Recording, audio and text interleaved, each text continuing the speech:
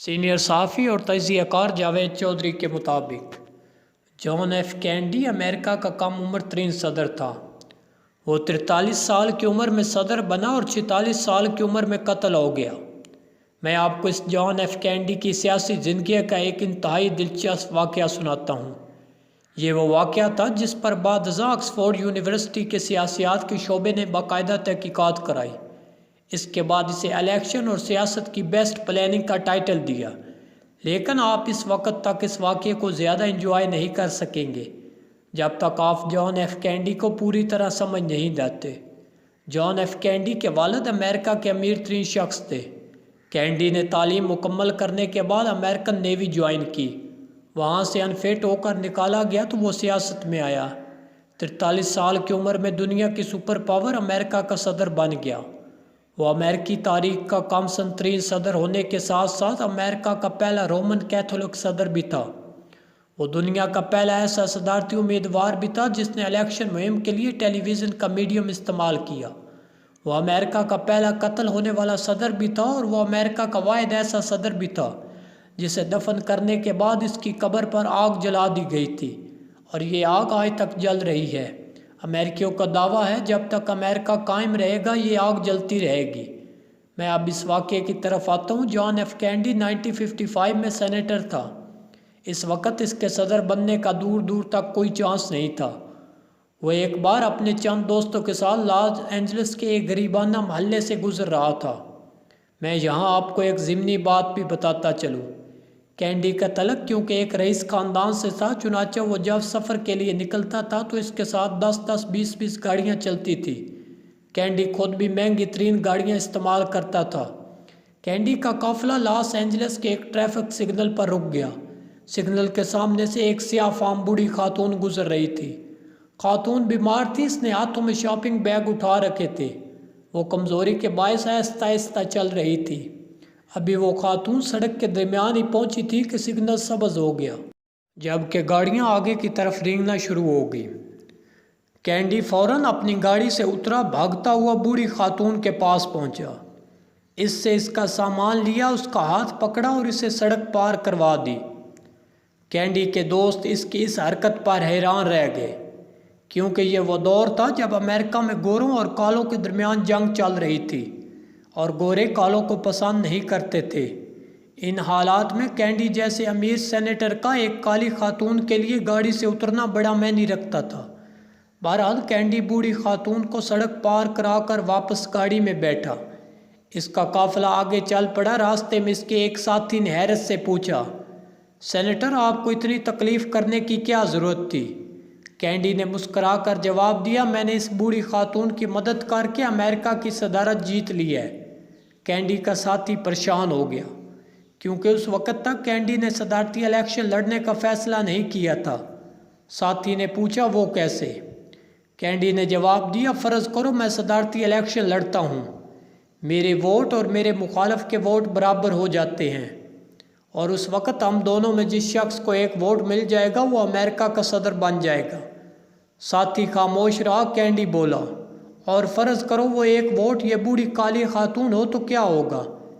Kennedy ایک لمحے کے لیے رکا اور دوبارہ بولا، اس وقت یہ خاتون صرف اور صرف مجھے ووٹ دے گی، اور یوں میں نے آج وہ حتمی اور قیمتی ترین ووٹ حاصل کر لیا۔ کینیڈی کے ساتھی نے کہکا لگایا اور اس کے سارے دوست گاڑی کے شیشوں سے باہر دیکھنے لگے۔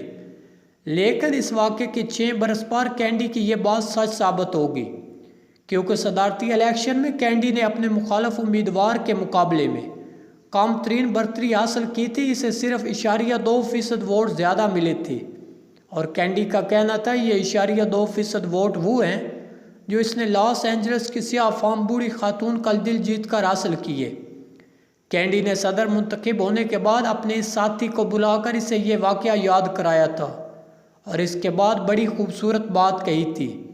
کینیڈی نے اپنے دوست سے کہا تھا، اس دن اس خاتون نے میرا ماتھا چوم کر مجھے صدر بننے کی دعا دی تھی، اور میں اسی وقت سمجھ گیا تھا میں ایک نہ ایک دن امریکہ کا صدر ضرور بنوں گا، کیونکہ قدرت کبھی بے لوث دعائیں مسترد نہیں کرتی۔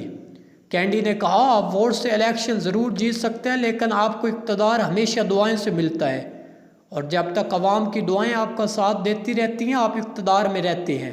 کینڈی کے اس واقعے میں اہل اقتدار کے لیے بے شمار سبق ہے۔ مثلاً اقتدار تک پہنچنے کے لیے صرف ووٹ کافی نہیں ہوتے۔ اقتدار کے راستے میں بے شمار غیر مرئی طاقتیں اور اندیکھے ڈائریکٹرز بھی ہوتے ہیں۔ یہ ڈائریکٹرز آپ کو فرش سے اٹھا کر عرش تک پہنچا دیتے ہیں۔ آپ دنیا کے کسی بھی حکمران کا پس منظر دیکھ لیں، آپ کو اس کی کامیابی کے پیچھے غیر مرئی طاقتوں کے ہاتھ اور ان اندیکھے ڈائریکٹروں کی ڈائریکشن ملے گی۔ یہ ڈائریکشن اور یہ غیر مرئی طاقتیں کیا ہے؟ یہ عام، غریب اور محروم لوگوں کی دعائیں ہوتی ہے۔ اللہ تعالیٰ غریبوں، بیماروں اور تعصب کے شکار گناہ گاروں کے قریب ہوتا ہے۔ آپ نے اکثر دیکھا ہوگا جب کوئی غریب، بیمار، گناہ گار یا نادار شخص کسی کو دعا دیتا ہے وہ دعا فوراً قبول ہو جاتی ہے۔ کیوں؟ کیونکہ اللہ تعالیٰ کو دعا مانگنے والے کے آنسو، گریہ زاری اور درد پسند ہوتا ہے۔ جرم اور گناہ کے احساس میں ڈوبے ہوئے لوگوں، بیماروں اور غریبوں کے پاس درد بھی ہوتا ہے، گریہ زاری بھی اور آنسو بھی۔